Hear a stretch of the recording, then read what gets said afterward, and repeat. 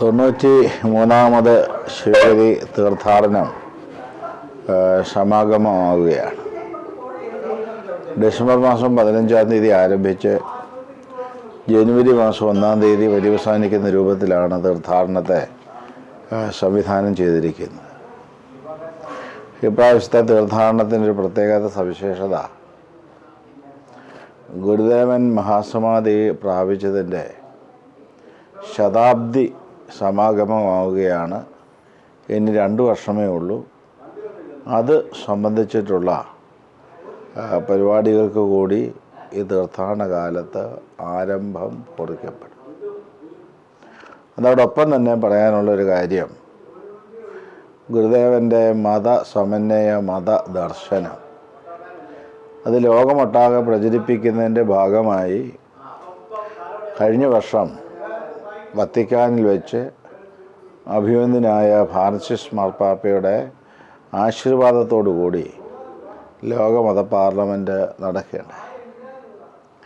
ഈ പ്രാവശ്യം അതിൻ്റെ ചുവട് പിടിച്ചുകൊണ്ട് ഓസ്ട്രേലിയൻ പാർലമെൻറ്റിൽ വെച്ച് ഈ ഒക്ടോബർ മാസം 14-ാം തീയതി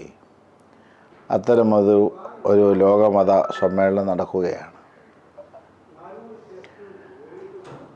ഓസ്ട്രേലിയൻ പാർലമെൻറ്റിലെ അംഗങ്ങൾ ഒരു 3-4 മാസങ്ങൾക്ക് മുമ്പ് ശിവഗിരി വരികയുണ്ടായി.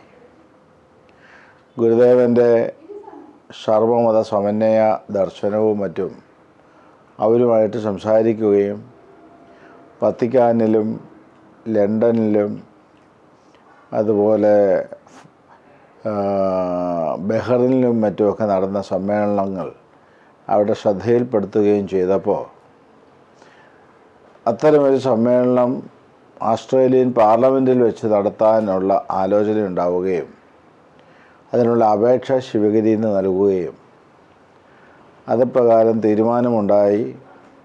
ഓസ്ട്രേലിയൻ പാർലമെൻറ്റിൽ വെച്ച് ഈ ഒക്ടോബർ 14-ാം തീയതി ഈ ലോകമത പാർലമെൻറ്റ് നടക്കുകയാണ്. ഏതായാലും ശ്രീനാരായണ ഗുരുദേവൻ്റെ ആ ദർശനത്തിൽ അധിഷ്ഠിതമായ ധർമ്മപ്രചരണവും പ്രവർത്തനവും ശിവഗിരി മഠം ഏറ്റെടുത്ത് അത് ഭംഗിയായി നടത്തിക്കൊണ്ട് പോവുകയാണ്. ഈ അവസരത്തിൽ കേരളക്കരയെ സംബന്ധിച്ചുള്ള അടിസ്ഥാനമായ ചില പ്രശ്നങ്ങൾ ഗുരുദേവ ദർശനത്തോട് നീതി കാണിക്കുവാൻ ഗുരു ആശിച്ച രൂപത്തിലുള്ള ഒരു ജാതിഭേദം മതദ്വേഷം ഏതുമില്ലാതെ സർവരും സ്വതരത്വേന വാഴുന്നൊരു മാതൃകാസ്ഥാനത്തെ സൃഷ്ടിച്ചെടുക്കുവാൻ, അതിനുവേണ്ടി നിലകൊള്ളുവാൻ കേരളത്തിന് ഇന്നും സാധിച്ചിട്ടില്ല എന്നുള്ളതാണ് ഇവിടുത്തെ സങ്കീർണമായ പ്രശ്നമെന്ന് തോന്നുന്നു.